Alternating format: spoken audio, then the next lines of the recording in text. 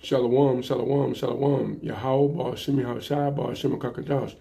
Double honors to the apostles and elders of Great Millstone who preaching forth the truth to the nation of Israel who rule well and who build the house of David. Peace, safety, and salutation and much love to my brothers also pushing forth the truth to the nation of Israel in faith and sincerity.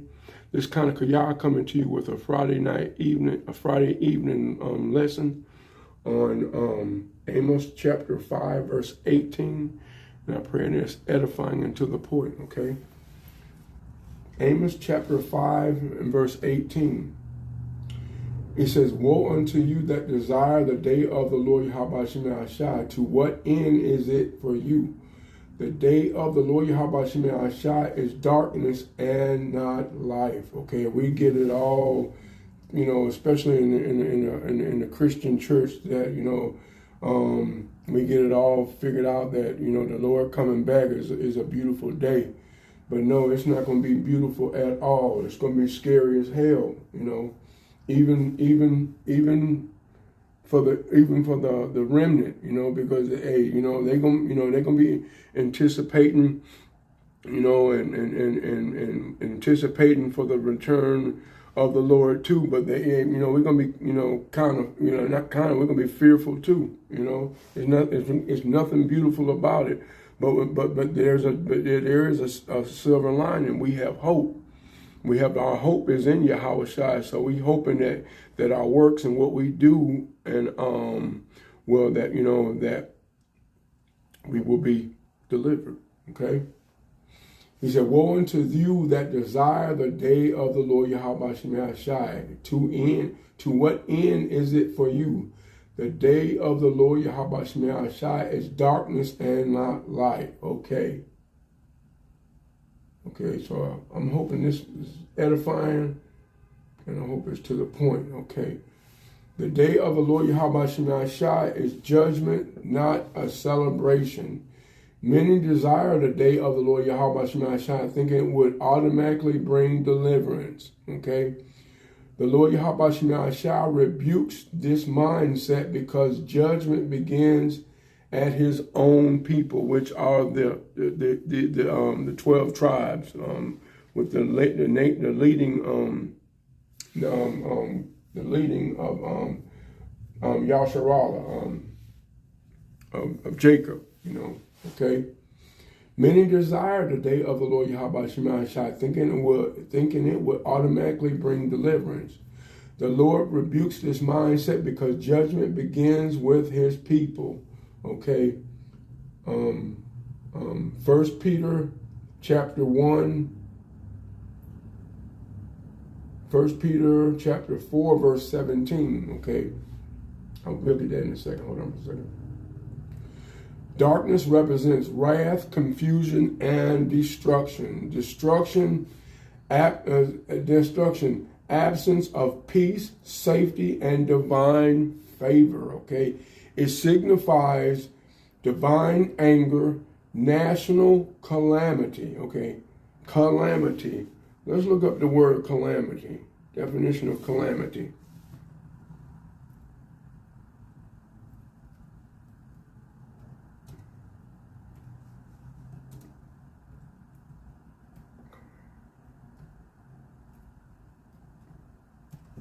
Let's look up the definition of calamity, okay? An event causing great and often sudden damage or distress. Okay? Nothing beautiful about calamity. An event causing great and often sudden damage. Okay? That's what calamity means. Divine anger, national calamity, spiritual blindness. The Lord Yahweh Shai removes light from those who reject righteousness. And that's a lot of people. You got the heathen, our enemy, our top nemesis enemy, Esau, and the 2/3. And they all rejects righteousness, okay? Okay. Amos 5, verse 21 through 24, Israel fears sacrifices and songs, But Israel kept feasts, sacrifices, and songs, but lived wickedly. The people wanted Yahweh's intervention without obedience. The day of the Lord Yahweh Shemai Shai exposes false worship and empty religions, okay? Yes, okay. Israel expected the day of the Lord Israel expected the day to destroy their enemies. Instead, it was for them, okay? Israel assured judgment was only for the heathen. Israel assumed judgment was only for the heathen.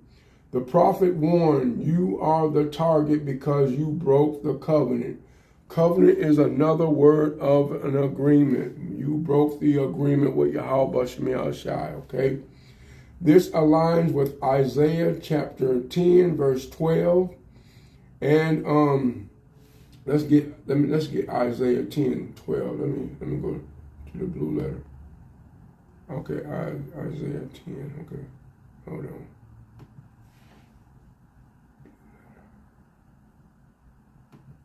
Isaiah 10, 12. Here we go. Hold on. We're going to read that. Isaiah 10, verse 12. Okay. Thus saith the Lord Yahweh Shemai Shai, the heathen is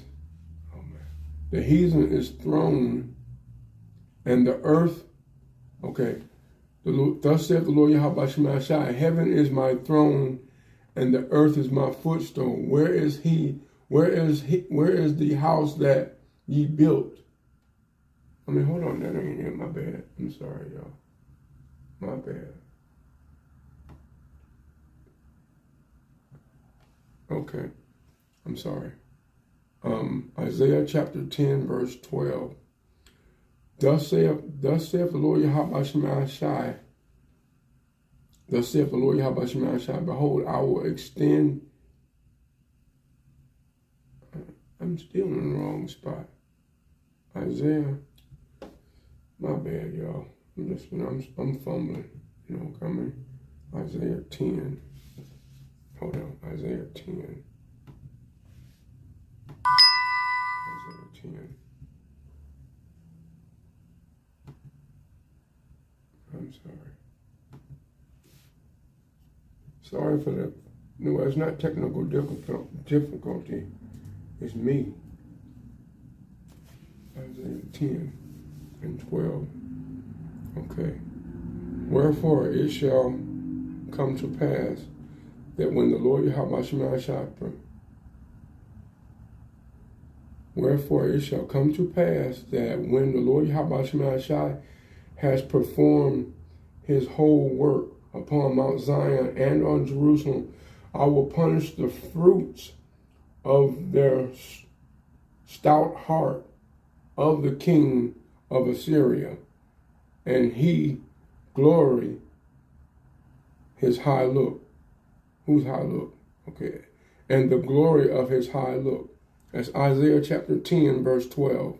Okay? Okay. And then I have another precept, Ezekiel. Okay, Ezekiel 9, 6. Yeah, and where it talks about it begins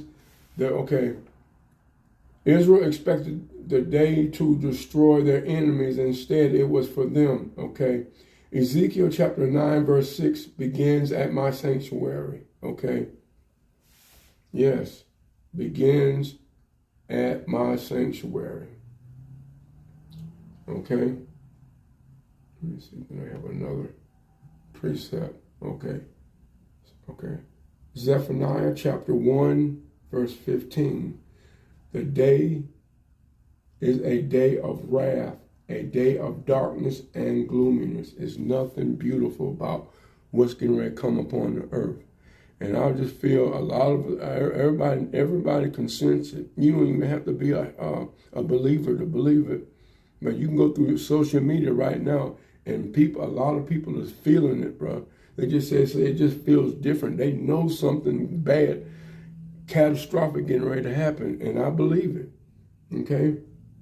Zephaniah 1:15, the day is a day of wrath, a day of darkness and gloominess. Okay, Joel chapter 2, verse 1 through 2, a day of cloud and thick darkness. Nothing pretty about that, bro. Listen what it say, a day of clouds and thick darkness. Okay, Isaiah chapter 13, 9 through 11, the day of the Lord Yahweh Shemashai as cruel wrath upon sinners. Okay? Am I going to be scared? You damn right. Okay? But we have a better chance. The men of Yahweh Shemashai have a much better chance because, wow, we're trying our best to do his will. We are trying our best to do his will and be pleasing in his sight. And cry out and call on Yahweh by Hashem Yahushai in truth, faith, and sincerity. Okay? Isaiah 13, 9 through 11, the day of the Lord Yahweh Shemashai as cruel wrath upon sinners, the heathen, 2/3. Fuck these people. That's how I feel about it. Okay? Fuck them. Malachi 4:1, burning, listen, what he's saying? Burning judgment for the proud and wicked. And I'm supposed to have sympathy. You care about people. But what's going to come upon the earth, we cannot let emotions and stuff get involved, bro. When this judgment hit, man, I mean, I'm praying and asking the Most High God to have me not be compassionate and be cold towards when this judgment come by, and not put my nose in any way, fashion. When he judged these people, I'm staying the fuck out the way. All right? Luke 21, verse 22, a day of vengeance to fulfill all things written in the. I just added that. Luke 21:22, a day of vengeance to fulfill all things written. All things written in what? In these scriptures, okay? This is not going to be a day of skipping through the tulips and just having a wonderful time. The Most High God is getting ready to frag these people. I never forget, this was when I lived back in Carolina. I was married then in the world. I didn't know anything about the Hebrew Israelite. But I remember seeing in a dream that the Lord Yahweh Shemashai showed me, and I seen projectiles, which was missiles, and I seen missiles going into the sky. And I mean, I didn't really think anything, at that time. But bro, the Most High God is going to unleash 200,000 missiles. That's over 200 million missiles on this bitch. That's overkill. Yahweh Shemashai is making sure he get rid of everything. And it's in the temperature. Let me look at the temperature of a missile. Temperature of a ICBM. Okay, look what I just did. I just pulled up. The temperature of an intercontinental ballistic missiles can carry significantly during its re-entry into the atmosphere, okay? ICBMs are designed to withstand extreme heat during their flight, with solar model capable of withstanding. Let me see. Okay. I was supposed to be trying to find out the temperature. How much? The temperature. Okay, but. Okay. Let me see if I can go back. The temperature.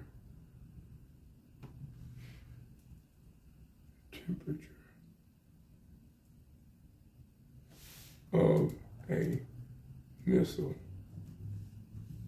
He ain't playing with these people. He can really get rid of it. He can really get. Well, I'm just going to read this. Okay. Ooh, here we go. Here we go. Here we go. A hypersonic missile must withstand extreme heat with leading edges reaching over 1,800 degrees Celsius, 3,272 degrees Fahrenheit during a hypersonic flight. Okay, I don't know. That's not even nuclear. That's just a hypersonic. Okay, 1,100 degrees Celsius, 3,272 degrees Fahrenheit. And when these things hit the place, it's gonna melt everything in sight, not leaving anything. This place is when the Most High God get through this place is gonna be a vast desert for desert creatures. The satyr and the bittern and the gecko is they're gonna lodge there. I'm the type of person, I just get to the point when I'm trying to convey. So, with that being said, repent, for the kingdom of heaven is at hand. I just give all praises and honor and glory unto Yahweh, Bahashem, Yahweh Shai, Bahashem, Rakak Wadash.